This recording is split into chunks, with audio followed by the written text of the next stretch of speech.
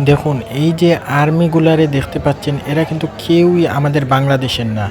এরা ওই যে আন্দোলনকে কেন্দ্র করে ভারত থেকে বাংলাদেশে প্রবেশ করেছিল যুদ্ধের জন্য। কিন্তু তারা যখন দেখলো যে শেখ হাসিনা সেখান থেকে পালিয়ে গেছে, এখন সারারাত তারা গুজব ছড়িয়েছে। গুজব ছড়িয়ে এখন তারা পালাচ্ছে সকাল সকাল। এই দেখেন, এখানে কিন্তু অনেক মানুষ সেখানে রয়েছে। তারা গুজব ছড়িয়েছে সারারাত। এই যে সারারাত এত দুর্বৃক্ষরা হামলা করেছে, এগুলো কিসের উপর ভিত্তি করেছে?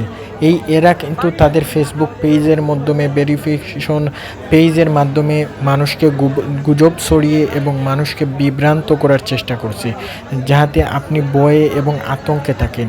এরা সব কিছু একটা হচ্ছে যে ষড়যন্ত্র। এই ষড়যন্ত্রের মধ্যে আমাদেরকে পড়ে গেছে। আল্লাহ জানেন যে কি হবে।